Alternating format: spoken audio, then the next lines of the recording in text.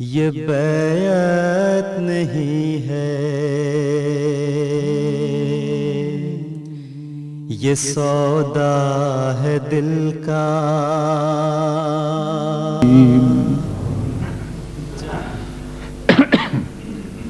غالباً 6 ماہ پہلے یا کم و بیش اتنا عرصہ پہلے میں نے بغداد پر ہونے والے ہلاکو خاں کے حملے کا ذکر کیا تھا اور متنبع کیا تھا کہ اسی قسم کی ہلاکت آفرینی کی تیاریاں کی جا رہی ہیں، فیصلے ہو چکے ہیں، اور مجھے خطرہ ہے کہ اگر صدر صدام نے احتیاط سے قدم نہ اٹھائے تو ایسی خوفناک ہلاکت خیزی کی جنگ اس پر ٹھونسی جائے گی کہ جس کے نتیجے میں ہلاکو خاں کی باتیں بھی خواب و خیال کی باتیں ہو جائیں گی۔ اس عرصے میں جو کچھ رونما ہوا ہے وہ اتنا ہولناک ہے اور اتنا دردناک ہے کہ اس کی جتنی خبریں اب تک دنیا کو مل چکی ہیں انہی کے نتیجے میں تمام عالم اسلام کے دل خون ہو رہے ہیں، لیکن جو خبریں اب تک ظاہر ہو چکی ہیں وہ ان خبروں کا کوئی 20واں حصہ بھی نہیں جو رفتہ رفتہ اس جنگ کے بعد ظاہر ہوں گی اور جن سے بعد میں پردے اٹھیں گے۔ میرے اندازے کے مطابق لاکھوں خواہ شہری اور فوجی ہلاک اور زخمی ہو چکے ہیں اور بہت بڑی تباہی ہے سویلین آبادی کی جو ابھی تک کسی شمار میں نہیں لائی جا سکی، لیکن اس کے علاوہ فوجیوں کے خلاف جس قسم کی کارروائی ہے وہ جنگ کی کیفیت نہیں بتاتی، بلکہ اس طرح ہی ہے جیسے کسی ایک شخص کو باندھ کر رفتہ رفتہ اس کو ڈسممبر کیا جائے، اس کے اعضاء کاٹے جائیں، پہلے ناخن نوچے جائیں، پھر انگلیاں کاٹی جائیں، پھر دانت نکالے جائیں، پھر ہاتھ پاؤں کاٹے جائیں، اور اس کے بعد کہا جائے کہ اے بہادروں اور شیروں اب اس شخص پر حملہ کر دو، اور جب تک یہ یقین نہ ہو جائے کہ وہ اپنے ٹنڈے ہاتھوں سے ایک چپیٹ بھی نہیں مار سکے گا، اس وقت تک بہادروں کو اس پر حملہ کرنے کی اجازت نہ دی جائے۔ یہ خلاصہ ہے میرے الفاظ میں اس موجودہ جنگ کا۔ اور امریکی جرنیل جو اس وقت یہ جنگ لڑا رہے ہیں وہ عراق کے اسکڈ میسائلز وغیرہ کے متعلق ذکر کرتے ہوئے کہتے ہیں کہ ان کے حملے اس قسم کے ایسے ہی ہیں جیسے ایک ہاتھی پر مچھر بیٹھ جائے، اور عملاً یہ ایک ہاتھی ہی کی نمائندگی کرنے والی طاقتیں ہیں، اور جس کے مقابل پر جس کو وہ نئے زمانے کا ہٹلر کہتے تھے اس کی حیثیت عملاً یہ خود تسلیم کرتے ہیں کہ ہمارے مقابل پر ایک مچھر سے زیادہ نہیں۔ تو جب تک یہ ہاتھی اور مچھر کی لڑائی جاری ہے اس وقت تک جہاں تک میں سمجھتا ہوں اس صدی کا مسلمانوں کے خلاف سب سے زیادہ ہولناک اور خوفناک منصوبہ اپنی پایہ تکمیل کو پہنچ چکا ہوگا، اور اس کے بعد پھر یہ نئی صدی میں داخل ہونے کے منصوبے بنائیں گے۔ لیکن میرا کام جنگ کی خبروں پر تبصرہ کرنا نہیں، اور جماعت احمدیہ کو مسلسل یہ بتانا مقصود نہیں کہ اب جنگ میں کیا ہوا اور کل کیا ہوا تھا اور آئندہ کیا ہوگا۔ میرا مقصد یہ ہے کہ اس جنگ کا پس منظر آپ کے سامنے کھول کر رکھوں، اور تاریخی پس منظر کی روشنی میں تمام دنیا کے احمدی اور ان کے ساتھ دوسرے مسلمان بھائی جن تک وہ آواز پہنچا سکتے ہیں اس صورتحال کو اچھی طرح سمجھ لیں کہ ہو کیا رہا ہے اور کیوں ہو رہا ہے، اور مغربی قوموں نے اس میں کیا کردار ادا کیا ہے آج تک اور آئندہ کیا کریں گی، اور اقوام متحدہ نے یا اس سے پہلے لیگ آف نیشنز نے کیا کردار ادا کیا تھا اور ان کے آپس میں کیا رابطے ہیں اور یہود کے ساتھ ان کے کیا تعلقات ہیں اور کیوں وہ تعلقات ہیں، اس میں مسلمانوں کی غلطیوں کا کہاں تک دخل ہے، اور اس سب تجزیے کے بعد میرا ارادہ یہ ہے کہ اللہ تعالیٰ کی توفیق کے مطابق آپ کے سامنے وہ مشورے رکھوں گا جو الگ الگ قوموں کو مخاطب کر کے دوں گا. یعنی میرے نزدیک اس سارے مسئلے کو اچھی طرح سمجھ لینے کے بعد پھر وہ سلوشن یا حل خود بخود ظاہر ہو جاتا ہے. دراصل مرض کی تشخیص ہے جو سب سے اہم اور بنیادی چیز ہے. اگر تشخیص درست ہو تو علاج تلاش کرنا کوئی مشکل کام نہیں رہتا. بس یہود کو بھی مشورہ دوں گا، عیسائی قوموں کو بھی مشورہ دوں گا، مسلمانوں کو بھی مشورہ دوں گا، اور تمام بنی نوع انسان کو بھی مشورہ دوں گا کہ آئندہ ان کو دائمی امن کی تلاش کے لیے کس قسم کی منصفانہ کاروائیاں کرنی چاہیے. بہرحال اب میں مختصراً آپ کے سامنے اس مسئلے کو، جس کو فلسطین کا مسئلہ کہا جاتا ہے یا آج کل جسے ہم گلف وار کے نام سے یاد کرتے ہیں، اس کا جو گہرا پس منظر، تاریخی پس منظر ہے، اس کا مختصر ذکر میں آپ کے سامنے کرتا ہوں. بالفور نے 1917 میں جو یہود سے وعدہ کیا اس کا میں ذکر کر چکا ہوں. اس کے بعد ایک حیرت انگیز واقعہ 1922 میں رونما ہوا، جبکہ لیگ آف نیشنز نے ایک مینڈیٹ کے ذریعے انگریزوں کو فلسطین کے علاقے کا نگران مقرر کیا، اور اس مینڈیٹ میں یہ بات داخل کی کہ بالفور نے جو یہود سے وعدہ کیا تھا اسے پورا کروانا اس نگران حکومت کا کام ہوگا. اب دنیا کی تاریخ میں ایسا حیرت انگیز ناانصافی کا کوئی واقعہ اس سے پہلے کم ہوا ہوگا جو ناانصافی باقاعدہ قوموں کی ملی بھگت سے ہوئی ہے. لیگ آف نیشنز تو تمام دنیا کی نمائندہ تھی، یعنی کہا یہ جاتا تھا کہ سب دنیا کی نمائندہ ہے. اس کا یہ کام ہی نہیں تھا کہ انگریزوں کے کسی وزیر نے جو کسی یہودی پروفیسر کو لارڈ کو خط لکھا، راٹ چائلڈ یا راٹ شیلڈ نام اس کے تلفظ مجھے یاد نہیں، مگر وہ بہت بڑا بینکر تھا فرانس کا، اس کو خط لکھا کہ ہماری کیبنٹ یہ وعدہ کرتی ہے تم سے، یہ سوچ رہی ہے، اس کو لیگ آف نیشنز کے فیصلے کا حصہ بنا لے. اور لیگ آف نیشنز کو یہ اختیار کس نے دیا تھا کہ وہ دنیا کی قسمت بانٹتی پھرے، اور جس قوم نے وہ وعدہ کیا تھا ان کے سپرد ہی وہ اس علاقے کی نگرانی کر دی کہ اب جس طرح چاہو اس کو نافذ العمل کرو، اس پر عمل کرواؤ. ساتھ ہی 1,00,000 یہود کو باہر سے لا کر آباد کرنے کا مینڈیٹ بھی دیا. چنانچہ اس پر عمل شروع ہوا، اور 17 مئی 1939 کو اگلی جنگ سے پہلے انگریزوں نے ایک وائٹ پیپر شائع کیا. اس وقت تک 1,00,000 کی بجائے اس سے بہت زیادہ یہود اس علاقے میں آباد ہو چکے تھے. 1939 کے وائٹ پیپر کی روح سے انگریزوں نے اپنی سابقہ پالیسی میں ایک تبدیلی پیدا کر لی، اور یہ اس وقت چیمبرلین کی حکومت تھی. چیمبرلین نے اس خیال کا اظہار کیا کہ اب ہم جبکہ دوسری جنگ کے کنارے پر کھڑے ہیں، ہمارے لیے یہ فیصلہ کرنا پڑے کہ یہود کے خلاف فیصلہ کر کے ان کو دشمن بنائیں یا عربوں کے خلاف فیصلہ کر کے ان کو دشمن بنائیں.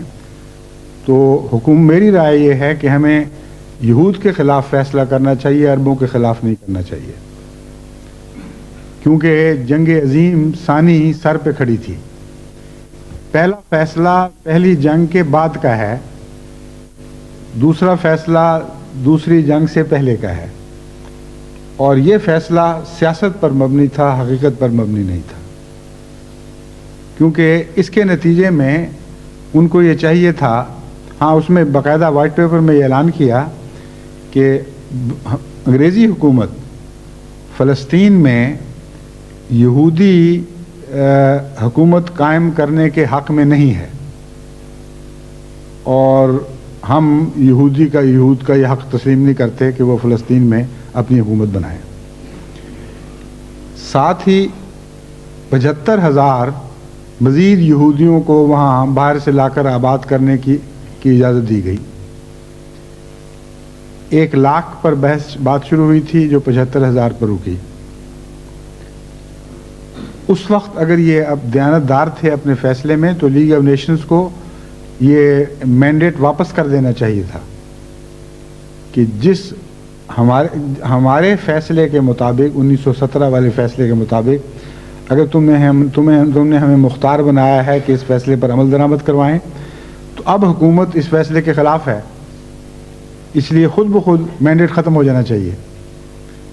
لیکن اس کی بجائے ان کو مزید کوٹا عطا کیا گیا اور 46 میں یہ کوٹا بڑھا کر 1,00,000 کر دیا گیا. 1948 میں جب یہ مینڈیٹ ختم ہوا تو یہود کی آبادی 85,000 سے بڑھ کر مینڈیٹ کے آغاز میں یعنی سن 1919 میں مینڈیٹ سے آغاز سے بھی پہلے یعنی 1919 میں، مینڈیٹ تو 22 کا ہے نا، اس وقت کی آبادی بیان کی جاتی تھی 85,000. اس میں بہت سے اختلافات ہیں، بہت لمبی چھان بین کرنی پڑی، لیکن غالباً 85,000 کی آبادی درست ہے. اور 1947 تک جب یونائٹڈ نیشنز نے مینڈیٹ کے ختم ہونے کا قریب آ کر یہ اعلان کیا کہ یہ فلسطین کی پارٹیشن کر دی جائے، تقسیم کر دی جائے، اور ایک یہودی اسٹیٹ قائم کر دی جائے اور ایک مسلمان عرب اسٹیٹ قائم کر دی جائے، اس وقت تک یہ آبادی بڑھ کر 7,00,000 ہو چکی تھی. اور اس وقت بعض اعداد و شمار کے مطابق عربوں کی کل آبادی 20,00,000 تھی، بس نسبت 1 اور 3 کی تھی. 7,00,000 ہونا نہیں چاہیے تھا. اگر مینڈیٹس کو دیکھا جائے تو اتنی آبادی ہو ہی نہیں سکتی. مزید تحقیق سے پتہ چلا ہے کہ بہت بھاری تعداد میں یہود وہاں سمگل کیے جاتے تھے، اور برٹش حکومت کی بعض موقعوں پر جائز کوششوں کے باوجود کہ یہ سلسلہ بند ہو، یہ سلسلہ جاری رہا، اور جب بھی برٹش حکومت نے اس کو روکنے کی کوشش کی ان کے خلاف بغاوت ہوئی اور انتقامی کارروائی یہود کی طرف سے کی گئی. بہرحال نسبت 7 اور 20 کی بیان کی جاتی ہے جس وقت یونائٹڈ نیشن یہ فیصلہ کرنے بیٹھی کہ تقسیم کے نتیجے میں کتنا علاقہ یہود کو دیا جائے اور کتنا مسلمانوں کو. فیصلہ یہ کیا گیا کہ 56% رقبہ فلسطین کا یہود کے سپرد کر دیا جائے. باقی 46% میں سے جو علاقہ یروشلم کا ہے وہ بین الاقوامی نگرانی میں رہے، کیونکہ مقامات مقدسہ ہیں جن کا تعلق یہود سے بھی ہے، انگریزوں سے یعنی عیسائیوں سے بھی ہے اور مسلمانوں سے بھی. اور باقی جو بچا کھچا رقبہ تھا وہ مسلمانوں کے سپرد کیا گیا. عرب مسلمانوں کے سپرد نہیں کیا گیا، عرب مسلمانوں کو دینا تھا. اس فیصلے میں یہ قطعی طور پر اعلان کیا گیا کہ دونوں علاقوں میں دونوں کی باقاعدہ حکومت قائم کروانے کے سلسلے میں برٹش گورنمنٹ یونائٹڈ نیشن سے تعاون کرے، اور ان کی قائم کردہ نمائندہ کمیٹی اس کام کو انگریزی حکومت کے تعاون سے پایہ تکمیل تک پہنچائے. عملاً یہ ہوا کہ انگریزی حکومت نے تعاون کرنے سے کلیتاً انکار کر دیا، جس کے نتیجے میں جہاں تک مسلمان تھے ان کو منظم کرنے والا کوئی نہیں تھا، ان میں بے چینی تھی، افراتفری تھی، اور کوئی ایسا ادارہ نہیں تھا جو باقاعدہ ان کی وہاں حکومت بنواتا۔ اور جہاں تک یہود کا تعلق ہے، یہاں دو قسم کے ادارے قائم ہوئے۔ ایک تو میناخن بیگن کی قیادت میں اس 48 سے پہلے سے ہی بہت مضبوط ٹیررسٹ آرگنائزیشن قائم کر دی گئی تھی، جو انگریزوں کے خلاف بھی ٹیرر استعمال کر رہی تھی اور عربوں کے خلاف بھی ٹیرر استعمال کر رہی تھی۔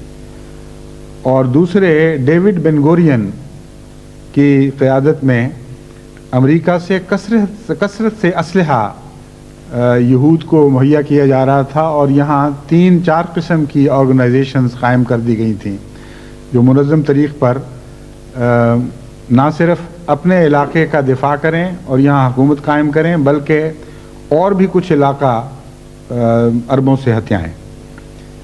چنانچہ یہ 2 سال جو 48 سے 49 تک کا 1.5 سال کے قریب کا عرصہ ہے، اس عرصے میں عربوں اور ان کی یہود کی جھڑپ ہوتی رہی۔ اس میں ارد گرد کی عرب ریاستوں نے بھی حصہ لیا، اور غیر رسمی جنگوں کا آغاز ہوا، یعنی باقاعدہ حکومتوں کی طرف سے اسرائیل کے خلاف جنگ کا آغاز نہیں ہوا، بلکہ وہ مدد کرتے رہے ہیں عربوں کی۔ لیکن اس کے بعد جب 1949 میں سیز فائر ہوا ہے، یعنی آپس میں ٹروس ہوئی اور صلح قائم کروائی گئی، تو 56% سے بڑھ کر یہود کے قبضے میں 75% علاقہ جا چکا تھا۔ یہ تو ہے یونائٹڈ نیشنز کا کردار اور انگلستان کا کردار اور امریکہ کا کردار۔ یہ بہت بڑی تفصیلات ہیں جن کے پاس سب حوالے میرے پاس ہیں، لیکن میں اپنے خطبوں کو اسی بحث میں مبتلا نہیں کرنا چاہتا اور الجھانا نہیں چاہتا۔ خلاصہ یہی ہے کہ عالمی سازش کے نتیجے میں، جس میں لیگ آف نیشنز نے اور یونائٹڈ نیشنز نے بھرپور حصہ لیا، اور سب سے اہم کردار انگلستان نے اور امریکہ نے ادا کیا، یہود کی ایک ایسی ریاست فلسطین میں قائم کر دی گئی جو انصاف کی کسوٹی پر کسی پہلو سے بھی قائم نہیں کی جا سکتی تھی۔ بین الاقوامی قوانین کی روح سے، بین الاقوامی یونائٹڈ نیشنز کی روایات اور چارٹر کے نتیجے میں اس کا پہلا قدم ہی نہیں اٹھایا جا سکتا تھا، مگر اٹھایا گیا، اور اس کے بعد پھر جنگوں کا آغاز شروع ہوتا ہے۔ اس علاقے میں 2 قسم کی جنگیں لڑی گئی ہیں، یا 2 قسم کی کاروائیاں کی گئی ہیں۔ ایک مغربی مفادات کے تحفظ کے نام پر، تحفظ کی خاطر بین الاقوامی مفادات کے نام پر کاروائیاں کی گئیں۔ کہا یہ گیا کہ یہ بین الاقوامی مفادات ہیں جن کی خاطر ہم یہ کرتے ہیں، اور کھلم کھلا مغربی تحفظات تھے۔ ان میں سب سے زیادہ اہم کردار انگلستان نے اور فرانس نے ادا کیا، اور امریکہ میں ہمیشہ ان کے ساتھ شامل رہا۔ پہلی مفادات کی کارروائی ایران کے خلاف ہوئی ہے۔ ایران نے 1950 میں، ایران کی پارلیمنٹ نے یہ فیصلہ کیا کہ برٹش جو ہمارے تیل کی دولت، ہمارے تیل کی دولت سے متعلق جو بیرونی دنیا کی لالچ اور دخل اندازی کے ارادے ہیں، ان کو پیش نظر رکھتے ہوئے ایک فیصلہ ہم یہ کرتے ہیں کہ شمالی حصے پر، ایران کے شمالی حصے کے تیل کے چشموں پر روس کے دخل کی پیشکش کو رد کر دیا جائے۔ ان الفاظ پوری طرح شاید بات واضح نہیں کر سکے۔ مراد یہ ہے کہ کہ روس نے ایک پیشکش کی تھی کہ جس طرح برٹش ایرانین آئل کمپنی کو تم نے اپنے جنوبی حصے میں تیل کے چشموں سے استفادے کی اجازت دی ہوئی ہے اور تمہارے ساتھ سمجھوتے کے ساتھ وہ تمہاری خاطر بظاہر تیل نکال رہے ہیں اور اپنے فائدے اٹھا رہے ہیں، ہمیں بھی اجازت دو. تو انہوں نے کہا روس کو شمالی حصے میں دخل کی اجازت نہیں دی جائے گی.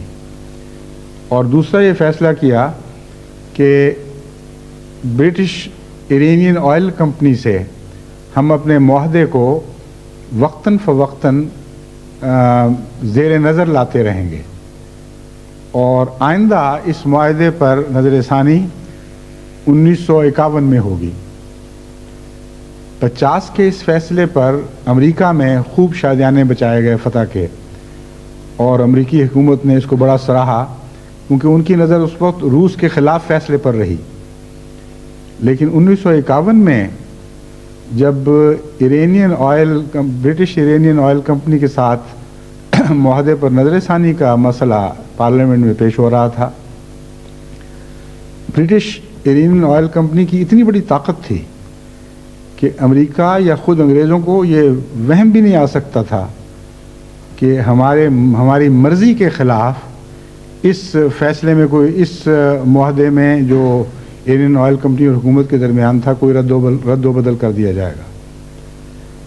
برٹش ایرانین آئل کمپنی کی طاقت کا اندازہ آپ اس سے لگا سکتے ہیں کہ جو یہ رقم ٹیکس کے طور پر یا معاہدے کے نتیجے میں ایرانی حکومت کے حصے کے طور پر ایرانی حکومت کو دیتے تھے وہ تمام ایرانی بجٹ کا نصف تھا.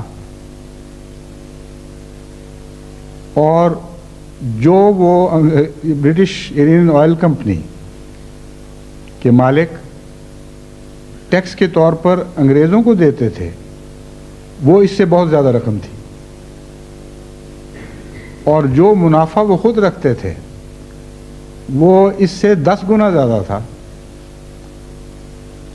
یعنی کم از کم 5 ایران کی کل اجتماعی دولت یہ برٹش آئل کمپنی سالانہ کما رہی تھی. اس لیے یہ وہم بھی نہیں کر سکتے تھے کہ اس کے خلاف کچھ ہو سکتا ہے.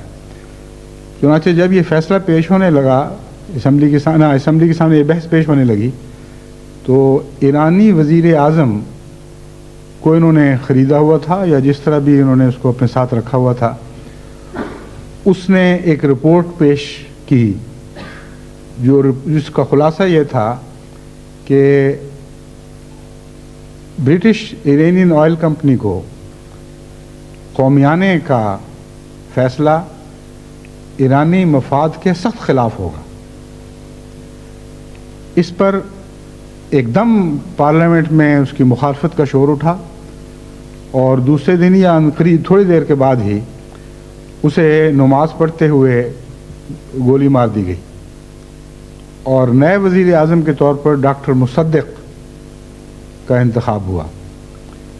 ڈاکٹر مصدق چونکہ پوری طرح ایرانی مفادات کے وفادار تھے اس لیے اس وقت سے پھر جنگ کی گھنٹی بجا دی گئی. سب سے پہلے تو انگریزوں نے امریکہ سے رابطہ پیدا کیا اور یا اس سے بھی پہلے انہوں نے موریشس میں مقیم اپنے اس کو ہوائی جہازوں کے ذریعے جو فوج منتقل کر دی جاتی ہے ایئر بورن ڈویژن، اس کو حکم دیا کہ وہ تیار ہوں ایران پر حملہ کرنے کے لیے. لیکن امریکہ نے سمجھایا کہ یہ طریق نہیں ہے، اور طریق سے اس کو طے کریں گے. اس کے بعد امریکہ پر انہوں نے دباؤ ڈالا کہ ایک سازش تیار کی جائے جو برٹش ISI اور امریکہ CIA مل کے کریں، جسے مخفی طور پر منظور کر لیا گیا.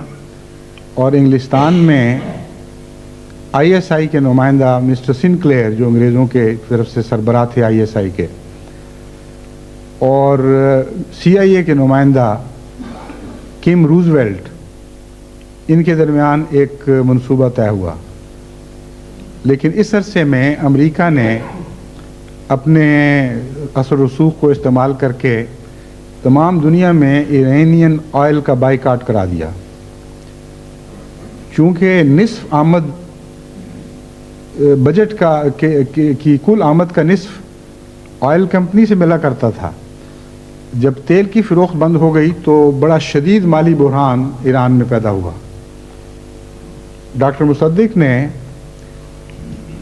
52 کے وسط میں امریکہ کے صدر سے درخواست کی کہ عارضی طور پر ہمیں مالی مدد دی جائے تاکہ ہم اس بحران پر قابو پا لیں، بعد میں معاملہ طے ہو جائے گا تو ہم آپ کو پیسے واپس کر دیں گے۔ تو امریکی صدر نے اس کا جواب دیا کہ امریکن ٹیکس پیئر کے مفادات کے مخالف یہ بات ہے کہ ایران جب خود پیسے حاصل کر سکتا ہے تو ہم اپنے ٹیکس کے پیسے ان کی طرف منتقل کریں۔ آپ کے پاس سیدھی سادھی راہ ہے، برٹش ایرانین کمپنی کی بات مان جائیں اور ان سے پیسے لے لیں، وہ تو پیسے دینے کے لیے تیار ہیں۔ اس پر ڈاکٹر مصدق سمجھ گئے کہ یہ ایک ہی معاملہ، ان کی نیتیں ٹھیک نہیں ہیں، لیکن کچھ کر نہیں سکتے تھے۔ جب یہ جواب دیا ہے امریکی صدر نے ڈاکٹر مصدق کو، اس سے 4 دن پہلے CIA اور ISI کی اسکیم مکمل ہو کر امریکن حکومت سے کی تصدیق توثیق حاصل کر چکی تھی، اور پریزیڈنٹ نے اس پر دستخط کر دیے تھے کہ ایران کے خلاف یہ کارروائی کی جائے۔ وہ کارروائی تو بہت لمبی چوڑی ہے، لیکن خلاصہ اس کا یہ ہے کہ ایرانین پولیس اور ایرانین فوج پر انہوں نے قبضہ کیا، جو ان کا طریق ہے فوجی انقلاب برپا کرنے کا، اور مختلف اداروں کے سربراہوں کو خرید لینا، جس طرح بھی ہو اپنے ساتھ ملا لینا۔ چنانچہ اس کام کو کم روزویلٹ نے ادا کیا، اور اس کے بعد کم روزویلٹ کو اتنا بڑا میڈل عطا کیا گیا ہے امریکہ میں، جو شاذ ہی کسی ہیرو کو اس طرح ادا کیا جاتا ہے۔ نتیجہ یہ نکلا کہ ایران کے بادشاہ اور ایران کے وزیر اعظم کے درمیان آپس میں پہلے چپقلش ہوئی اور اختیارات کی کھینچا تانی ہوئی۔ ایران کے وزیر اعظم ڈاکٹر مصدق خود افواج کے سربراہ بن گئے۔ ایران کے وزیر اعظم نے یہ فیصلہ کیا کہ پولیس کا سربراہ بھی میں ہی مقرر کروں گا، اور فوج کا کمانڈر ان چیف تو خود بن گئے تھے، جو چیف آف سٹاف کہنا چاہیے، وہ بھی میں مقرر کروں گا، اور اس کی نشاندہی بھی انہوں نے کر دی۔ لیکن پولیس کے ہونے والے سربراہ نے فخریہ طور پر یہ ذکر کیا کہ جتنے بھی برٹش ایجنٹس یہاں ایران میں موجود ہیں، ان سب کی فہرست یہاں میرے پاس ہے، دل پہ ہاتھ مار کے اس نے کہا، اور دوسرے دن وہ قتل کر دیا گیا۔ اور جب ڈاکٹر مصدق کو شاہ اب ایران نے آخر ڈسمس کیا، جب یہ تیاری مکمل ہو چکی تھی تو اس کے بعد ان کو معزول کیا گیا، تو جو مظاہرے ان کے حق میں ہوئے اس کے مقابل پر ایک باقاعدہ مقابل پہ مظاہرہ کرنے والی فوج تیار کی گئی تھی عوام میں سے خرید کر، ان کو مسلح بھی کیا گیا تھا، غالباً 6000 ان کی تعداد تھی۔ وہ چونکہ باقاعدہ مسلح تھے اور تربیت یافتہ تھے، انہوں نے ان مظاہروں پر کسی حد تک قابو پایا، لیکن وہ مظاہرے اتنے شدید تھے اور اتنے پھیل گئے کہ جیسا کہ ایسے موقع پر پہلے سے ہی پتہ ہوتا ہے کہ فوج پھر دخل دے گی۔ 2 لاکھ فوج شاہ کی حمایت میں میدان میں کود گئی، اور پہلے سے فیصلے کے مطابق شاہ ایران کو، جو امریکی اور انگلستانی غلامی کی ایک کامل تصویر تھے، ان کو ایران پر ہمیشہ کے لیے یا جب تک وہ بد انجام کو نہیں پہنچے مسلط کر دیا گیا۔ ایک یہ کارروائی ہے جو ہمیں اس پس منظر میں پیش نظر رکھنی چاہیے۔ دوسری کارروائی 1956 میں ہوئی، جبکہ ایجپٹ کے صدر ناصر نے نہر سویز کو قومی آنے کا فیصلہ کیا، اس فیصلے کا پس منظر یہ ہے کہ اسوان ڈیم کے سلسلے میں امریکہ نے صدر ناصر سے کچھ وعدے کیے تھے کہ ہم اس کے پیسے مہیا کریں گے. صدر ناصر کے رجحانات چونکہ روس کی طرف تھے اور بار بار کے سمجھانے کے باوجود اسرائیل کے خلاف ان کے تشدد میں کمی نہیں آ رہی تھی، اس لیے ان کو سبق دینے کے لیے امریکی حکومت نے وہ وعدہ واپس لے لیا. اسوان ڈیم اس وقت تک مصر کی زندگی کے لیے سب سے اہم منصوبہ بن چکی تھی، کیونکہ مصر کی اقتصادی زندگی اور زرعی پیداوار کے لیے اسوان ڈیم نے بہت ہی اہم کردار آئندہ ادا کرنا تھا. اس کے بغیر مصر خوراک وغیرہ میں اور بہت سی دوسری اقتصادی چیزوں میں خود کفیل نہیں ہو سکتا تھا، اور منصوبہ اس حد تک آگے بڑھ چکا تھا کہ اس وقت اس کا روکنا مصر قبول نہیں کر سکتا تھا. تو مصر نے اپنے فنانس حاصل کرنے کے لیے، یعنی اس کے اخراجات پورے کرنے کی خاطر نہر سویز کو قومیہ لیا. نہر سویز پر جو اس وقت تک انگریزوں اور فرانس کا تسلط تھا، کیونکہ اس کمپنی کے زیادہ شیئرز ان کے ہی تھے، فیصلہ کن شیئرز ان کے پاس تھے. چنانچہ پھر انگلستان نے اس کے متعلق ایک منصوبہ بنایا کہ ناصر کو اور ایجپٹ کو اس بات کی سزا دی جائے کہ وہ ہمارے مفادات پر حملہ کرے. اور منصوبہ بڑا بھونڈا سا بچوں والا منصوبہ ہے، لیکن تھا بہت خوفناک. اسرائیل کو آمادہ کیا گیا کہ وہ حملہ کرے ایجپٹ پر اور نہر سویز تک پہنچ جائے. اور چونکہ یہ اچانک بغیر اطلاع کے حملہ ہوگا، اور اسرائیل کے ایجپٹ کے پاس کوئی ایسی دفاعی فوج نہیں تھی کہ اس حملے کا مقابلہ کر سکتا، اس لیے یہ آنن فانن کامیاب ہونے والا حملہ تھا. اس کے بعد انگریز اور فرانسیسی دونوں اسرائیل کو اور ایجپٹ کو حکم دیں گے کہ دونوں اپنی اپنی فوجیں نہر سویز سے دور دور تک ہٹا لو، پیچھے ہٹا لو، امن کی خاطر ہم دخل دینے لگے ہیں. چنانچہ یہی ہوا. آنن فانن اسرائیل کی فوجیں نہر سویز کے کنارے تک پہنچ گئیں، اور دوسرے ہی دن انگریزوں اور فرانسیسیوں کی طرف سے ایک حکم نامہ جاری ہوا کہ چونکہ وہاں تم دونوں قومیں لڑ رہے ہو اور عالمی امن کو خطرہ لاحق ہو رہا ہے، اس لیے ہم حکم دیتے ہیں کہ دونوں اپنی اپنی فوجیں نہر سویز سے اتنی دور ہٹا لو. اسرائیل نے اس پر فوراً عمل شروع کر دیا جیسا کہ فیصلہ تھا. ایجپٹ نے کہا کہ یہ ہمارا ملک ہے، ہماری نہر ہے، ہم اپنے ملک سے کیوں فوجیں ہٹائیں؟ یہ کون سی منطق ہے؟ حملہ آور نے ہٹا لیں بس کافی ہے. اس پر پھر ان دونوں قوموں نے مل کر حملہ کیا. یہ 56 کا واقعہ ہے، اور اس جنگ میں جو انگریزوں نے کردار ادا کیا ہے اس پر نٹنگ، جو اس وقت فارن سیکرٹری تھے، انہوں نے ایک کتاب لکھی اس جنگ کے حالات پر.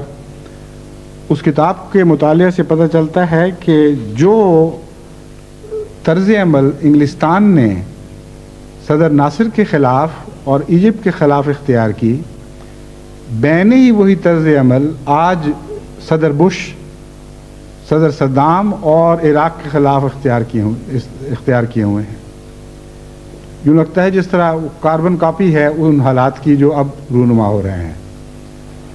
اسی طرح صدر ناصر کے خلاف کردار کشی کی بڑی خطرناک مہم چلائی گئی. اسی طرح یہ کہا گیا کہ ہم عالمی مفادات کے تحفظ کی خاطر، عالمی مفادات کی نمائندگی میں یہ کارروائی کر رہے ہیں. جس طرح کی زبان صدر بش نے صدام کے متعلق استعمال کی کہ اس کو میں تو الفاظ گندے پورے استعمال بھی نہیں کر سکتا، لیکن یہ تھا کہ کک کر کے اس کو مار کے پیچھے سے کک کر کے باہر نکالو. جو کتاب میں بیان کر رہا ہوں اس کا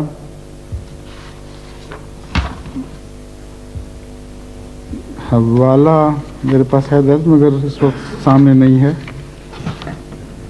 بہرحال اس میں وہ لکھتے ہیں کہ مقصد اس جنگ کا یہ تھا to kick Nasir out of his پرچ.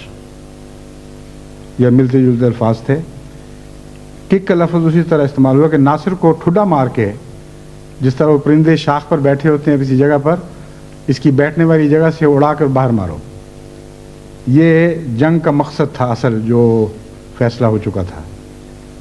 جس طرح اس وقت یہ کہا جا رہا ہے بعض مفسرین کی طرف سے کہ دراصل یہ جنگ جنرل بش کی انا کے کچلنے کے نتیجے میں پیدا ہو رہی ہے.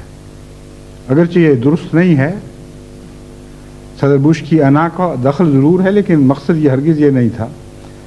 لیکن اس زمانے میں ناصر کے متعلق بھی ان کے اس وقت کے فارن سیکرٹری نے اپنی کتاب میں لکھا کہ ناصر کے متعلق نہیں، اینٹھنی ایڈن کے متعلق، کہ اینٹھنی ایڈن کے متعلق یہ تاثر پیدا ہوتا تھا کہ اس نے یہ جنگ ناصر کو اس جرم کی سزا دینے کے لیے شروع کی ہے کہ ایجپٹ کے کرنیل کی مجال کیا ہے کہ دولت عظمیٰ برطانیہ کے وزیر اعظم کو ڈیفائی کرے اور اس کے مقابل پر اس طرح سربلندی کا مظاہرہ کرے.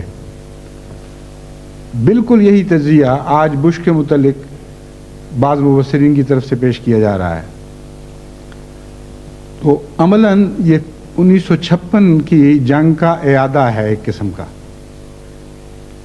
تیل کے مفادات اب بھی ہیں، اس وقت تیل کے مفادات اب ہیں، اس وقت سویز کے مفادات تھے، اور یہودی شرکت کی بجائے اب امریکن شرکت ہے.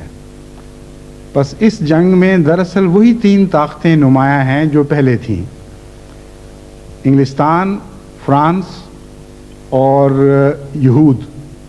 لیکن فرق صرف یہ پڑا ہے کہ یہود کی نمائندگی امریکہ نے کی ہے اور وہ پس منظر میں رہا ہے، اسے پس منظر میں رکھا گیا ہے. ایک عجیب بات یہ ہے اب کہ جب مینڈیٹ اختتام کو پہنچا، یہ میں بیان کر چکا ہوں غالباً مینڈیٹ والا حصہ، اس لیے اس کو اس حصے کے ساتھ ملا کر سمجھنے کی کوشش کریں. مینڈیٹ جب 48 کو اختتام کو پہنچا تو انگریزوں نے جس طرح وہاں سے انخلا کیا ہے اس کی کوئی مثال اور دکھائی نہیں دیتی. جب انہوں نے ہندوستان کو چھوڑا ہے تو اس وقت باقاعدہ اس بات کو کی تسلی کر لی گئی تھی کہ باقاعدہ ڈیمارکیشن لائن ہو، 2 خطے جو 2 ملکوں میں تبدیل ہونے والے ہیں ان کے درمیان واضح تقسیم ہو، باقاعدہ حکومتیں قائم ہوں. لیکن انگلستان نے اپنے ملک چھوڑنے کے آخری دن تک ایسی کوئی کارروائی نہ خود کی نہ یونائٹڈ نیشن کو کرنے دی، اور 11:30 بجے ان کے جہاز سب کچھ پیک کر کے فلسطین سے رخصت ہونے کے لیے روانہ ہوئے. اور جو حدود تھیں جہاں مینڈیٹ کے نتیجے مینڈیٹ کی عطا کردہ اختیارات کے نتیجے میں برٹش تسلط کی جو حدود تھیں وہ سمندر میں جہاں تھیں، عین 12 بجے وہاں پہنچ کر انہوں نے رخصت کا بیگل بجایا اور اس ملک کو اس طرح چھوڑ کر چلے گئے. یہ بھی ایک بہت ہی ایک ظالمانہ کارروائی تھی جس کا سب سے زیادہ نقصان فلسطینیوں کو پہنچا. بہرحال مفادات کی یہ 2 جنگیں ہیں جو مفادات کے نام پر لڑی گئیں، اور آج کی تیسری جنگ بھی مفادات کی جنگ ہے جس میں یہود بھی ایک کردار کے طور پر کھیل میں شامل ہیں. اگرچہ یہود کو پس منظر میں رکھا گیا ہے اور امریکہ نے یہود کی نمائندگی لے لی ہے. دوسری قسم کی جنگیں مشرق وسطی میں یہود کی توسیع پسندی کی جنگیں کہلا سکتی ہیں. 49-48 میں جو توسیع پسندی کی لڑائیاں ہوئیں اس میں سارا الزام فلسطینیوں پر عائد کیا جاتا ہے اور ارد گرد کی مسلمان حکومتوں پر عائد کیا جاتا ہے کہ وہ حملے کرتی تھیں، اس لیے یہود کو جوابی کارروائی کرنی پڑتی تھی اور مجبوراً اپنا علاقہ وسیع تر کرنا پڑا۔ لیکن اس کے بعد 1956 میں جو یہود نے جارحانہ جنگ لڑی ہے یا اسرائیل نے جارحانہ جنگ لڑی ہے اس کا کوئی جواز نہیں کسی قسم کا۔ وہ خالصتاً توسیع پسندی کی جنگ تھی اور انتہائی ہولناک جنگ تھی۔ چند دن کے اندر اندر انہوں نے مصر اور شام اور اردن کی طاقتوں کو کچل کے رکھ دیا اور اپنے علاقے کو اتنا وسیع کر لیا کہ جو علاقہ ان کو مینڈیٹ نے عطا کیا تھا اس سے کئی گنا زیادہ بڑھ چکا تھا۔ خلاصتاً میں آپ کے سامنے یہودی علاقے کی توسیع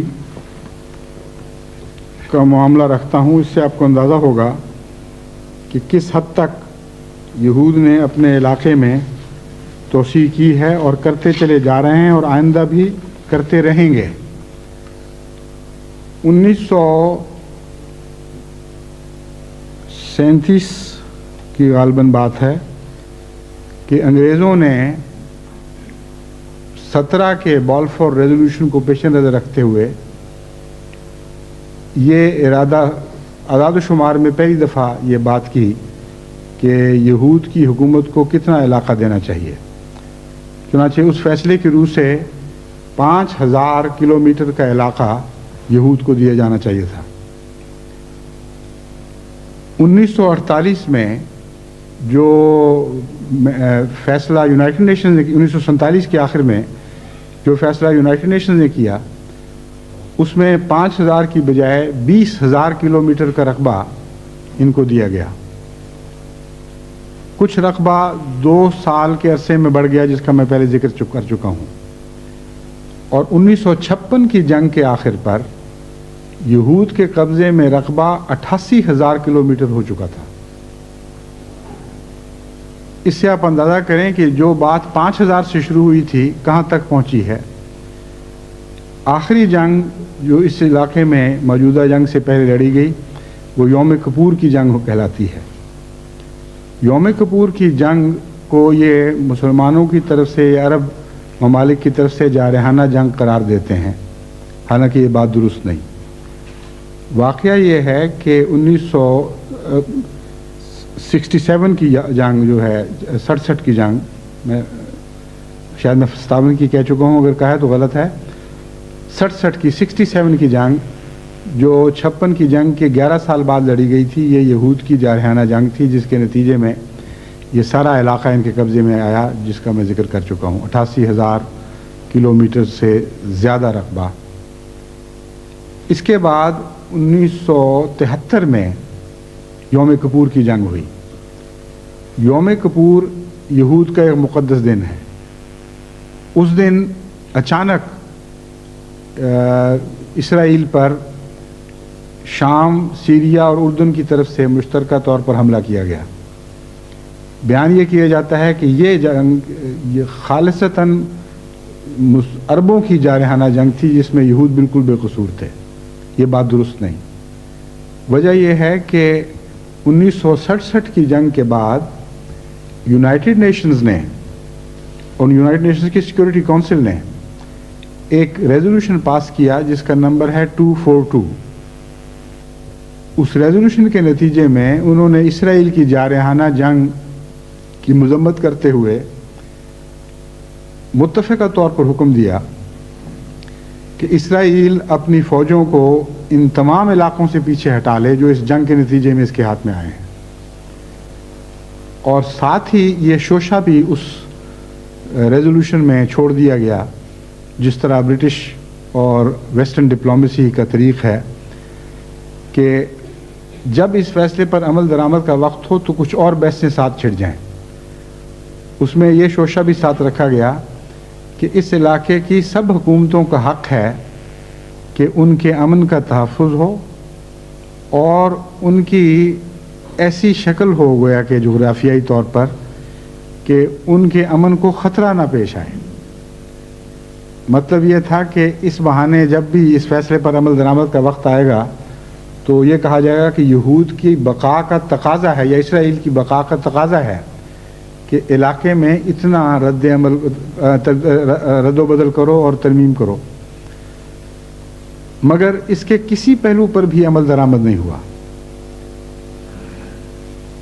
اب سوال یہ پیدا ہوتا ہے کہ اگر یونائٹڈ نیشنز کے فیصلے کو نافذ کرنے کے لیے امریکہ اور اس کے تمام الائز کو یہ حق حاصل ہے کہ عراق پر حملہ کر دیں، تو جن کا اپنا علاقہ تھا، یہ تو ان کا اپنا علاقہ نہیں تھا کویت جس کی خاطر یہ حملہ کیا گیا ہے، جن قوموں کا اپنا علاقہ تھا وہ سال ہا سال تک صبر کرتی رہیں، یونائٹڈ نیشنز کے فیصلے پر کسی نے عمل درآمد نہیں کروایا۔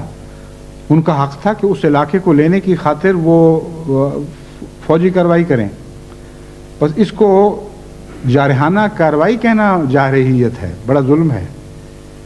یہ ایک مظلوم کمزور قوم کی ایک کوشش تھی کہ یونائٹڈ نیشن کے فیصلے پر اگر کوئی اور عمل درآمد نہیں کرواتا تو ہم خود کوشش کر دیکھیں۔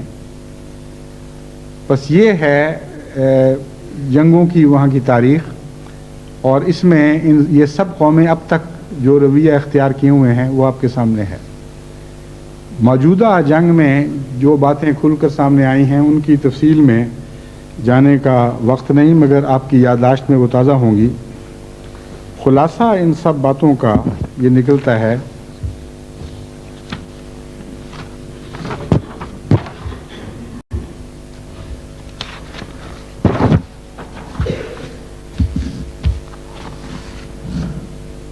مقاصد کے متعلق میں بعد میں بات کروں گا، لیکن خلاصہ اس کا یہ ہے کہ اسرائیل کو اس تمام پس منظر کی روشنی میں معلوم ہوتا ہے کہ یہ قومیں یہ حق دیتی ہیں کہ وہ جب چاہے جس ملک کے خلاف چاہے جارحانہ کارروائی کرے، اور جارحانہ کارروائی کے نتیجے میں جو علاقے وہ ہتھیائے گا اس کے متعلق اگر یونائٹڈ نیشنز یا سیکورٹی کونسل فیصلہ بھی کر دیں گی کہ ان علاقوں سے دستبردار ہو جائے، تو اسرائیل کو حق حاصل ہے کہ دستبردار نہ ہو، اور کسی دوسرے ملک کو یہ حق حاصل نہیں، خواہ وہ مظلوم ملک ہو، کہ یونائٹڈ نیشنز کے اس فیصلے کی تعمیل میں اسرائیل سے وہ علاقہ چھیننے کی کوشش کرے۔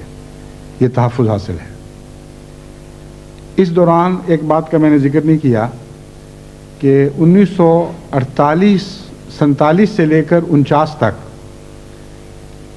اسرائیل نے جدید دور میں متشددانہ کارروائیاں یعنی ٹیررسٹ کارروائیوں کا آغاز کیا، اور میناکھن بیگن اس کے موجد ہیں، اور ان ٹیررسٹ کارروائیوں کے نتیجے میں ایک برٹش ڈیپٹی گورنر تھے غالباً، وہ بھی قتل کیے گئے۔ کنگ ڈیوڈ ہوٹل کو بارود سے اڑا دیا گیا، جس کے نتیجے میں 100 سے زائد آدمی مرے اور بے شمار تباہی پھیلی۔ فلسطینیوں پر حملہ کیا گیا، جس کے نتیجے میں 3000 فلسطینی مرد، عورتیں اور بچے ذبح کیے گئے، اور بار بار انگریزی حکومت سے بھی ٹکراؤ کیا گیا۔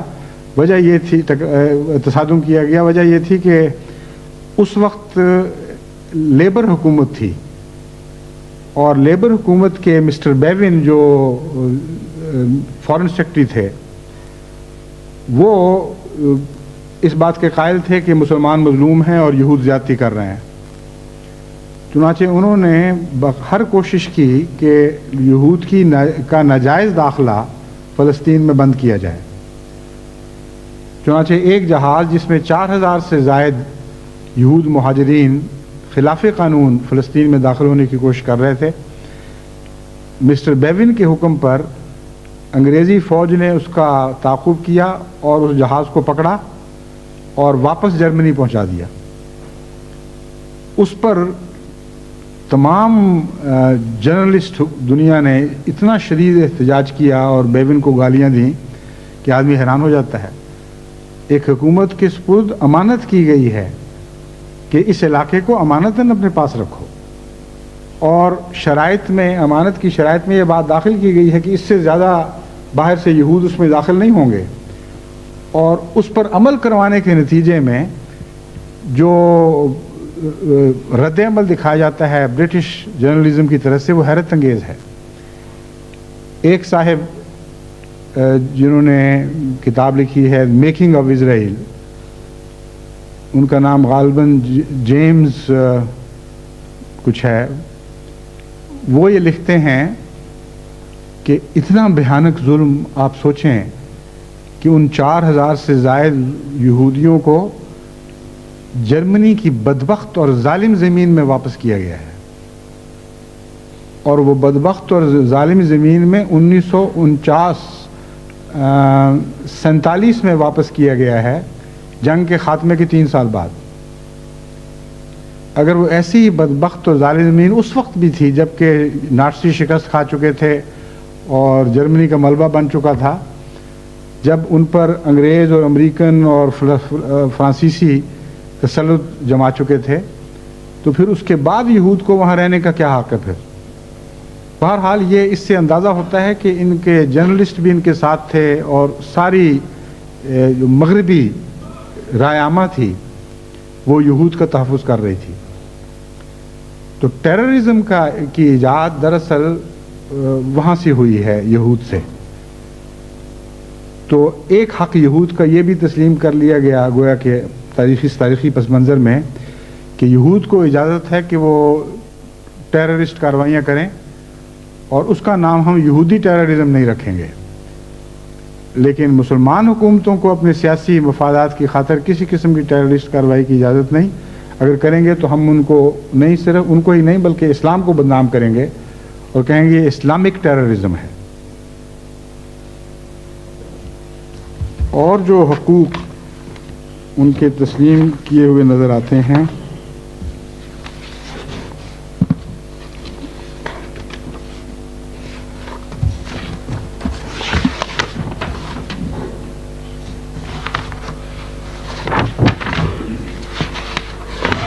جو میں آپ کو پوائنٹس کے طور پر،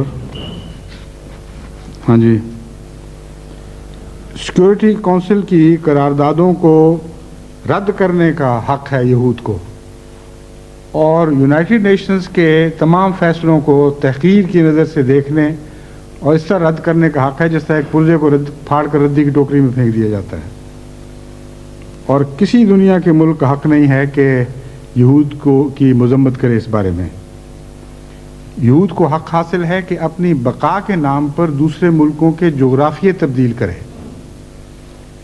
اور یہود کو حق ہے کہ وہ ایٹم بم بنائے اور ایٹم بموں کا ذخیرہ جمع کرے، اور میس ڈسٹرکشن کے ہتھیار، مثلا کیمیکل وارفیئر کے اور بایولوجیکل وارفیئر کے، کیمیاوی ہلاکتوں کے اور جراثیم کی ہلاکتوں کے ہتھیار تیار کرے، اور کسی کو حق نہیں کہ اسرائیل کو تنقید کا نشانہ بنائے. لیکن کسی مسلمان ملک کو یہ حق حاصل نہیں. یہ خلاصہ ہے اس تاریخی جد و جہد کا جس کا ذکر میں نے آپ کے سامنے کیا ہے. یہ بات قطعی ہے کہ اس پالیسی میں کوئی تبدیلی نہ ہوئی ہے آج تک، نہ آئندہ کی جائے گی. یہود کے یہ حقوق قائم رکھے جائیں گے، اور مسلمانوں کی ان معاملے میں حق تلفی ایک مستقل پالیسی کا حصہ ہے جس میں کوئی تبدیلی نہیں کی جائے گی. اس کی روشنی میں ہم دیکھتے ہیں کہ صدر بش کا نیو ورلڈ آرڈر کا خواب کیا ہو سکتا ہے، کیونکہ جب تک اس خواب کو نہ سمجھیں ہم ان کو صحیح مشورہ بھی نہیں دے سکتے. میں نے جہاں تک غور کیا ہے، اس جارحانہ تاریخی پس منظر کے نتیجے میں بش کا امن کا خواب دراصل امن کا خواب نہیں بلکہ موت وارد کرنے کا خواب ہے۔ بعض لوگ غلطی سے موت کو امن سمجھ لیتے ہیں، جس طرح میں نے وہ بیمار گھوڑے کی مثال کئی دفعہ بیان کی ہے۔ ایک گھوڑا بہت بیمار تھا جو بادشاہ کو بہت پیارا تھا، بہت تڑپ رہا تھا۔ بادشاہ نے کہا کہ جو اس کی موت کی خبر مجھے پہنچائے گا اس کو میں قتل کروا دوں گا۔ اور وہ خدا کی تقدیر چلنی تھی، وہ بیچارہ مر گیا۔ تو ایک آدمی کو پکڑ کے بادشاہ کو خبر دینے کے لیے بھجوایا کہ تم اس کو مجبور کیا کہ نہیں جاؤ گے تو ہم ماریں گے، بادشاہ کے ہاتھ سے مارا جانا زیادہ بہتر ہے۔ وہ سمجھدار آدمی تھا، اس نے جا کر بادشاہ کو کہا کہ مبارک ہو، آپ کا گھوڑا پوری طرح امن میں آ گیا ہے۔ بادشاہ بہت خوش ہوا کہ اچھا بتاؤ، اور بتاؤ کس طرح امن میں آ گیا۔ اس نے کہا اس طرح کہ پہلے تو اس کی چھاتی کی گڑگڑاہٹ کی آواز میل میل تک سنائی دیتی تھی، اب تو میں قریب بھی گیا ہوں تو کوئی آواز نہیں آ رہی تھی۔ اس کی دھڑکن، دل کی دھڑکن سے لگتا تھا دھرتی دھڑک رہی ہے، زمین دھڑک رہی ہے۔ اور میں نے کان لگا کے دیکھا، آواز ہی کوئی نہیں تھی، بالکل بڑے امن اور سکون سے لیٹا ہوا ہے۔ تو اس نے کہا کہ پھر یہ کیوں نہیں کہتے کہ بدبخت کہ مر گیا ہے؟ اس نے کہا حضور کہہ رہے ہیں، میں تو نہیں کہہ سکتا۔ تو قصہ یہ ہے کہ جو امن کا خواب صدر بش مشرق وسطی اور مسلمانوں کے ممالک کے لیے دیکھ رہے ہیں، اس کی تعبیر موت ہے، خواب خواہ امن کے نام پر ہو، اس کے سوا اس کی کوئی حقیقت نہیں ہے۔ اور جہاں تک میں نے سوچا ہے وہ خواب یہ ہے کہ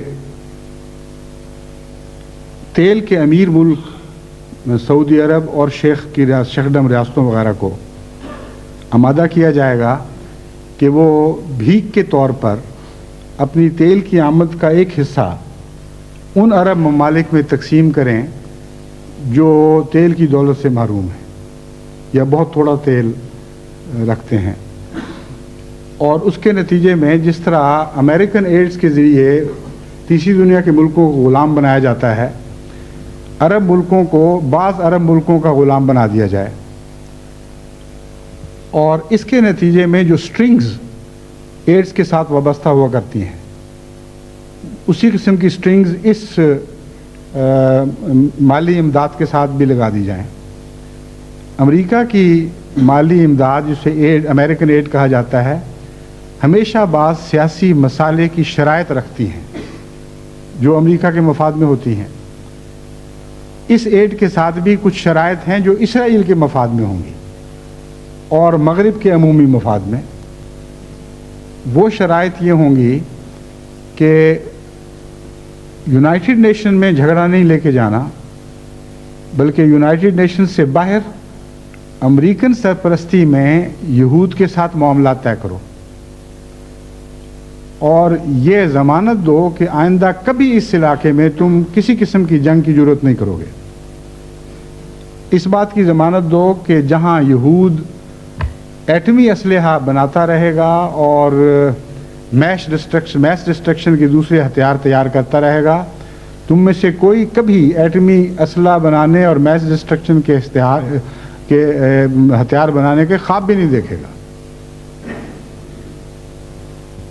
یہ دو بنیادی نقوش ہیں اس امن کی خواب کے جو صدر بش نے دیکھی ہے، اور آپ دیکھیں گے کل کہ اسی طرح وہ ہوگا۔ اس خواب کے بعض اور حصے بھی ہیں، وہ ہو سکتا ہے پورے ہوں یا نہ ہوں۔ ایک حصہ یہود کو بعض اقدامات کرنے پر مجبور کرنے سے تعلق رکھتا ہے۔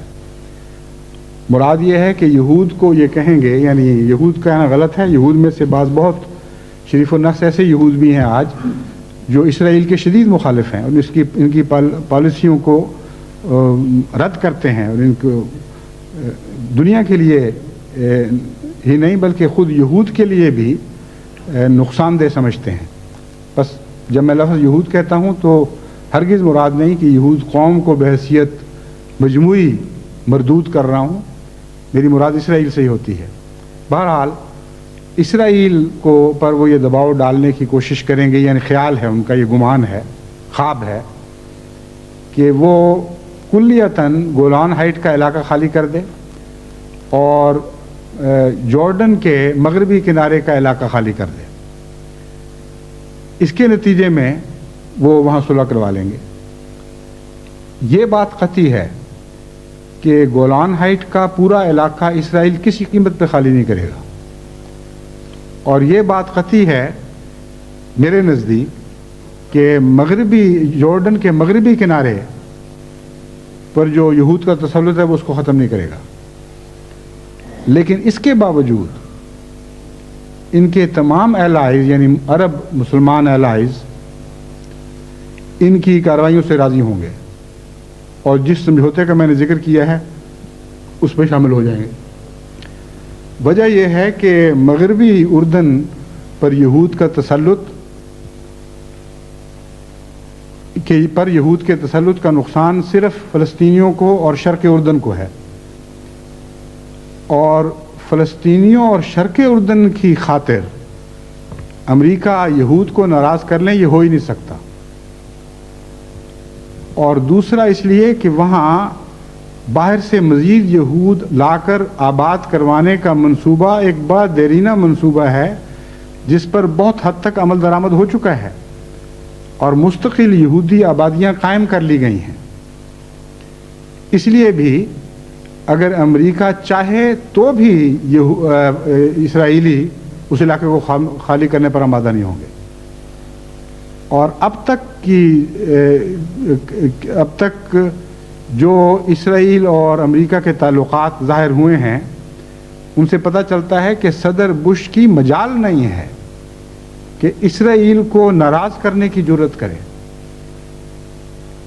جب اسرائیل پر اسکڈز کا حملہ ہوا تو صدر بش نے بار بار اسرائیل کے پریزیڈنٹ کو فون کیے اور منت سماجت کی، اپنے نمائندے چوٹی کے صاحب اختیار نمائندے وہاں بھجوائے اس بات پر اسرائیل کو آمادہ کرنے کے لیے کہ فوری طور پر اپنا انتقام نہ لو.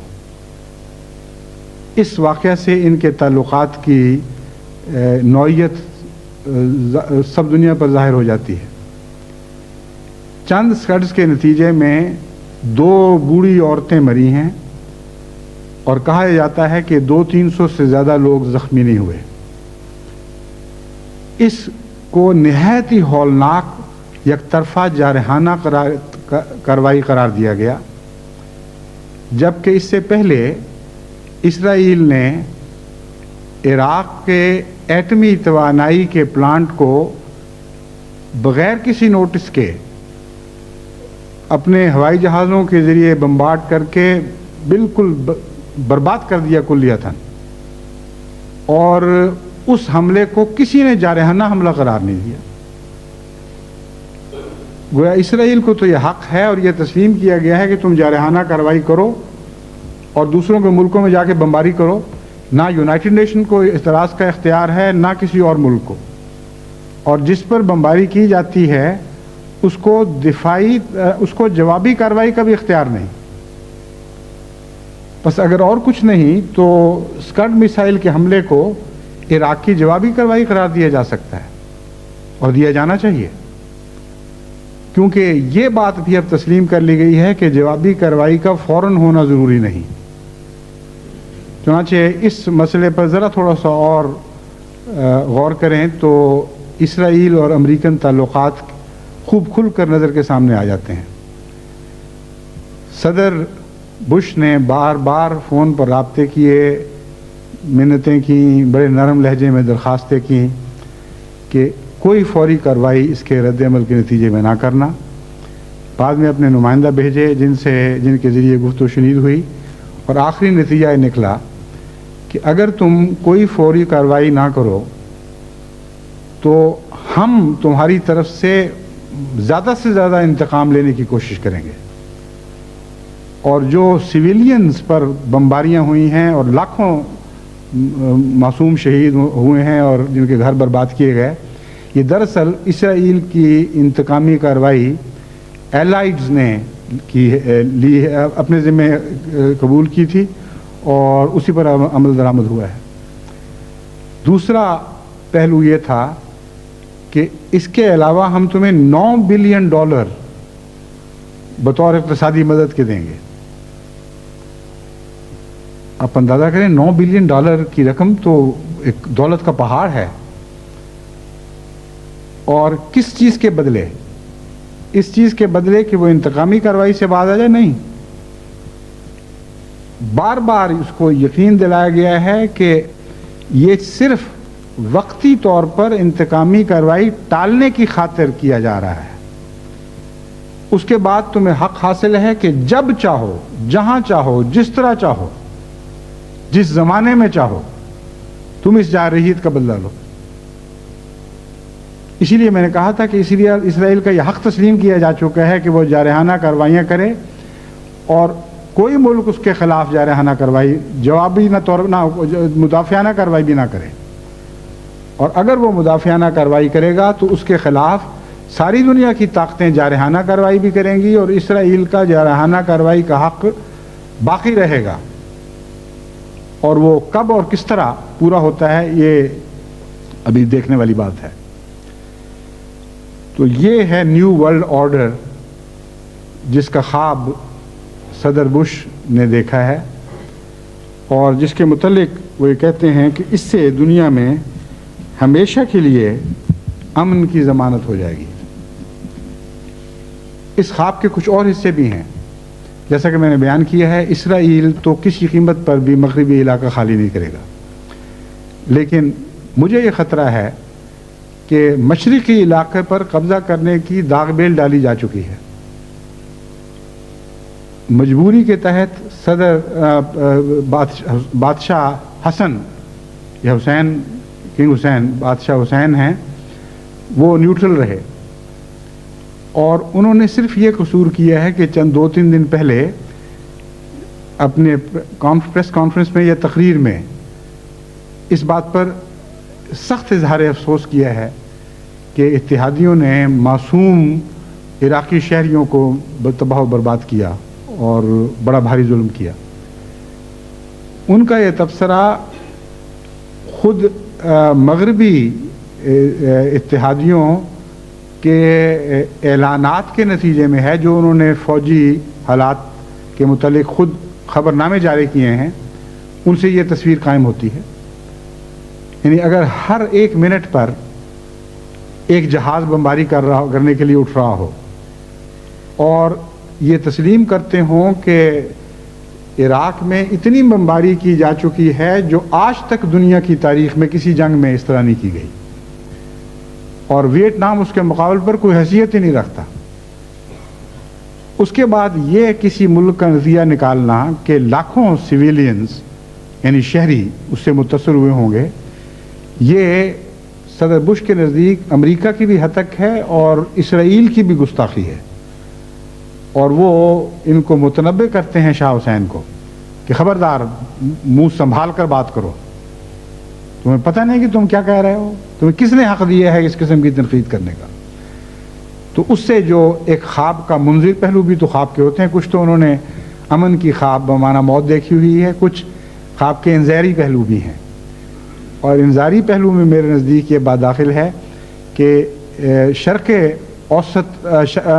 اردن کے اوپر حملے کا بہانہ بنایا جائے گا، اور یہودی حکومت کو دریا کے اس کنارے پر ہی نہیں دوسری کنارے کی طرف بھی ممتد کر دیا جائے گا. یہ جو میرا اندازہ ہے، اس کے پیچھے بہت سے تاریخی رجحانات ہیں جن کا میں ذکر کر چکا ہوں.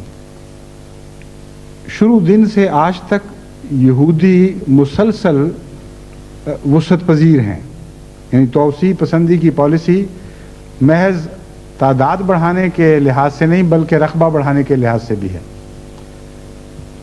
اور جو آغاز میں یہود نے اسرائیل کا خواب دیکھا تھا، وہ خواب یہ تھا کہ تمام دنیا سے کے مظلوم علاقوں سے یہود کو اکٹھا کر کے یہود کی ایک آزاد مملکت میں جمع کر دیا جائے. اس وقت آبادی کی نسبت یہ ہے، یعنی تفصیل تو میں نہیں بتاؤں گا، 2-3 ملکوں کی آبادی بتاتا ہوں. اس اسرائیل میں اس وقت یہودی 25 لاکھ ہیں. اس کے علاوہ امریکہ میں 50 لاکھ یہودی ہے اور روس میں 25 لاکھ بیان کیے جاتے ہیں. اس وقت روسی یہودیوں کو بلا کر اسرائیل میں آباد کرنے کا پروگرام شروع ہے، جس کے پایہ تکمیل تک پہنچنے تک 25 لاکھ مزید یہودی یعنی 15 موجودہ تعداد سے دگنے اس ملک میں آباد کیے جائیں گے. اس کے لیے زمین بھی پھر اور چاہیے، یہ ظاہری اور طبی بات. تو جتنی زمین اس وقت ان کے پاس ہے، اس سے کافی تعداد میں زیادہ زمین ہو تب جا کر یہ خواب پورا ہو سکتا ہے. پھر امریکہ کے یہودیوں کے انتقال کا پروگرام بھی ساتھ ساتھ جاری ہے اور یورپ کے دوسرے یہودیوں کے انتقال کا پروگرام بھی ساتھ ساتھ جاری ہے. اس ضمن میں بعض باتیں میں آئندہ خطبے میں آپ کے سامنے رکھوں گا، مگر مختصراً یہ بتا دینا چاہتا ہوں کہ اسرائیل کے قیام کے مقاصد کی اولین وجہ یہ بتائی گئی تھی کہ مغربی ملکوں میں یہود محفوظ نہیں ہیں اور انہوں نے یہود کو ہمیشہ اپنے انتقام کا نشانہ، یک طرفہ ظلم کا نشانہ بنائے رکھا ہے. اگر یہی مقصد تھا اسرائیل کے قیام کا، تو جتنے مغربی ممالک میں یہود ہیں جب تک ان کے لیے فلسطین کے گرد و پیش جگہ نہ بنا لی جائے اس وقت تک یہ خواب پورا نہیں ہوتا. اور موجودہ رجحان یہی بتا رہا ہے کہ اس طرح یہ آگے بڑھ رہے ہیں. تو صدر بش کے خواب میں غالباً انذاری پہلو یہ بھی داخل ہے کہ شرق اردن کے دوسرے حصے پر بھی قبضہ کر لیا جائے. اور بعد میں یہ خواب کس طرح آگے بڑھے گا اور دنیا کو کس حد تک اپنی لپیٹ میں لے گا، وہ لمبی باتیں ہیں. مختصراً میں سمجھتا ہوں کہ اس کے بعد باریوں کی بات ہے. جب تک مسلمان طاقتیں ایک کے بعد دوسری تباہ و برباد نہ ہو جائیں اس وقت تک یہ صدر بش کے امن کا خواب پورا نہیں ہو سکتا. بس اس کے بعد کس کی باری ہے یہ نہیں میں کہہ سکتا، پاکستان کی ہے یا شام کی ہے. پاکستان بھی نیوکلیئر طاقت بننے کے خواب دیکھ رہا ہے، بن چکا ہے یا نہیں یہ ایک متنازع فی مسئلہ ہے، لیکن پاکستان کو تباہ کروانے کے لیے کئی ذرائع موجود ہیں. کشمیر کا مسئلہ ہے، سکھوں کا مسئلہ ہے، ہندوستان کو انگیخت کیا جا سکتا ہے، چھٹی دی جا سکتی ہے، دفاعی امداد اور اقتصادی امداد روک کر اس طرح بیکار اور نہتا کیا جا سکتا ہے کہ ہندوستان کی طاقت کے جواب کی پاکستان میں طاقت نہ رہے. کئی قسم کے منصوبے ہو سکتے ہیں لیکن خطرہ ضرور ہے. شام کو لازماً خطرہ ہے کیونکہ شام ایک بہت بڑی طاقت بنا ہوا ہے اور شام کی بڑی سخت بے وقوفی اور غلطی ہے کہ وہ سمجھتا ہے کہ اس وقت اتحادیوں کے ساتھ شامل ہونے کے نتیجے میں آئندہ شام محفوظ ہو چکا ہے. جب تک اسرائیل موجود ہے شام محفوظ نہیں ہے. اور پھر ایران کو خطرہ ہے اور پھر ٹرکی کو خطرہ ہے. اور ایران اور ٹرکی کے متعلق میں سمجھتا ہوں کہ یہ خواب اس طرح پورا کیا جائے گا کہ ٹرکی اور ایران کے درمیان آپس میں مخاصمت جو پہلے بھی ہے بڑھائی جائے گی اور اس کے نتیجے میں کسی وقت آئندہ ان دونوں ملکوں مسلمان ملکوں کے درمیان اسی طرح لڑائی کروائی جائے گی جس طرح خود امریکنوں نے اور اتحادیوں کی مخفی تائید کے نتیجے میں سمجھتا ہوں عراق کو انگیخت کیا گیا تھا کہ وہ ایران پر حملہ کرے اور امریکہ کے اتحادی عرب ممالک نے اس کی ہر طرح مدد کی اور امریکہ کے اتحادی مغربی ممالک نے اس کو مسلح کرنے میں عراق کو اور اس کے میس ڈسٹرکشن کے ہتھیار بنانے کے سلسلے میں پوری مدد کی. تو خواب کا جو پس منظر ہے وہ یہ ہے، بس خواب جس سمت میں آگے بڑھے گی اور پھیلے گی وہ سمت بھی اس پس منظر کے نتیجے میں ہمیں دکھائی دینے لگی ہے. اور خواب آخر پہ اس طرح پوری ہوگی کہ پہلے جس طرح ایک مسلمان طاقت کو دوسری مسلمان طاقت کو برباد کرنے کے لیے استعمال کیا گیا اور طاقت بنایا گیا، پھر اس بنائی ہوئی طاقت کو برباد کرنے کا منصوبہ بنایا گیا اور دوسرے مسلمان ممالک کو اس میں شامل کیا گیا. اس کا اگلا قدم کیا ہوگا؟ اسی طرح جو بچی کچی طاقتور مسلمان حکومتیں ہیں ان کو یک بعد دیگے برباد کیا جائے گا. یہ وہ موت کا خواب ہے جو صدر بش نے دیکھا ہے اور جسے وہ پیس کا خواب کہتے ہیں. عراقیوں اور دیگر فلسطینیوں وغیرہ مسلمان مظلوموں یعنی عرب مسلمانوں کے خون سے جس طرح یہ ہاتھ رنگے جا چکے ہیں، اس پر مجھے میکبیتھ کی چند لائنیں یاد آ گئیں. لیڈی میکبیتھ جس نے اپنے خاوند کو بادشاہ کو قتل کرنے پر آمادہ کیا تھا اور اس کے خاوند میکبیتھ نے بادشاہ کو، جو غالباً اسکاٹ لینڈ کا تھا، بہرحال اس وقت کے بادشاہ کو قتل کیا اور سوتے کی حالت میں قتل کیا. اس کے بعد لیڈی میکبیتھ کو نفسیاتی رد عمل ہوا اور وہ سمجھتی تھی کہ اصل قاتل میں ہوں، تو نفسیاتی بیماری کے نتیجے میں وہ ہر وقت ہاتھ دھوتی رہتی تھی کہ میرے ہاتھ سے خون کی بو آ رہی ہے. اس بو کے سلسلے میں وہ کہتی ہے Here is the smell of the blood still. میں اتنی دفعہ ہاتھ دھو چکی ہوں اور خون کی بو جاتی ہی نہیں ہے، ابھی بھی آ رہی ہے.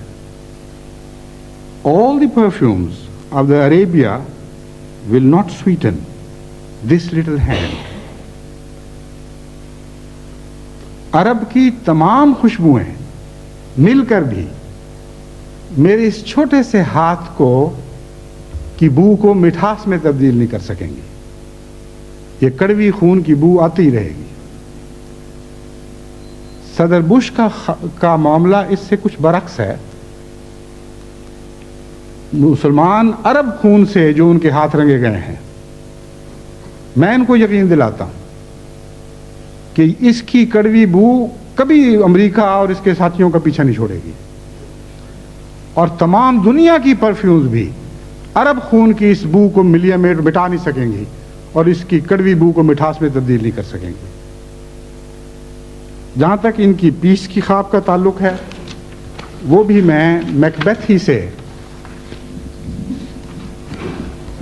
کی ایک سولیلوکی، یعنی وہ اپنی باتیں اونچی زبان میں اپنے دل کی حالت بیان کر رہا ہے، اس کے الفاظ میں پیش کرتا ہوں جو ان کی صورتحال پر صادق آتی ہے. یہ سولیلوکی،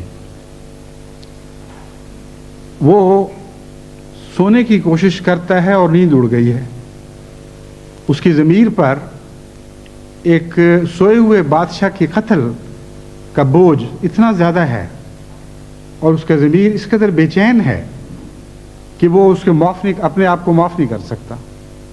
چنانچہ اس کی راتوں کی نیند اڑ جاتی ہے.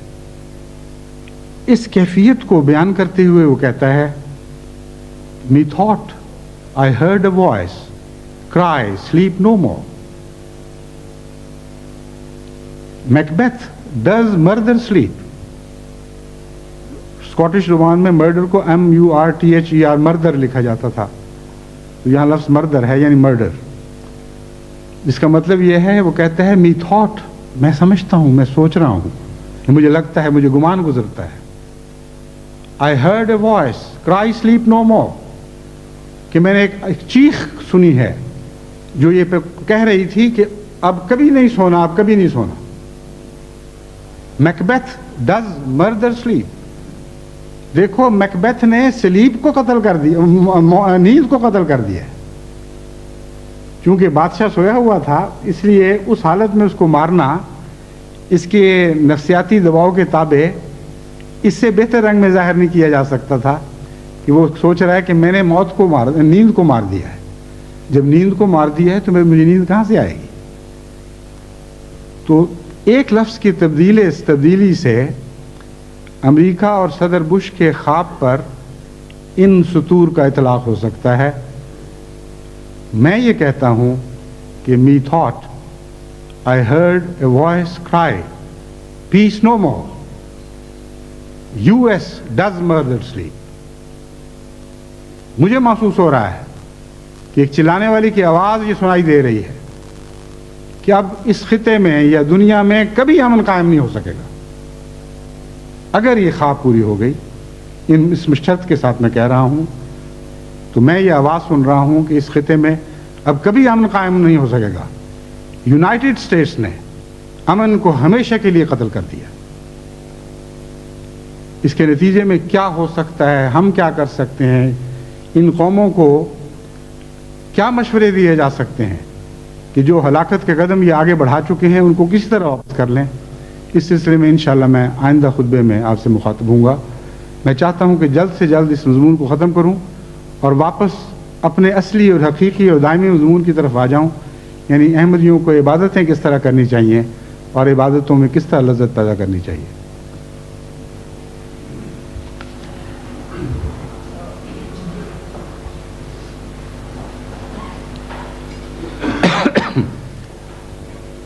الحمد لله نحمده ونستعينه ونستغفره ونؤمن به ونتوكل عليه ونعوذ بالله من شرور أنفسنا ومن سيئات أعمالنا.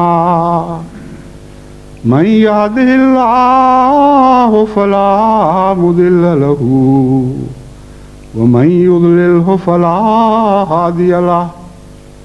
ونشهد أن لا إله إلا الله وحده لا شريك له ونشهد أن محمدا عبده ورسوله.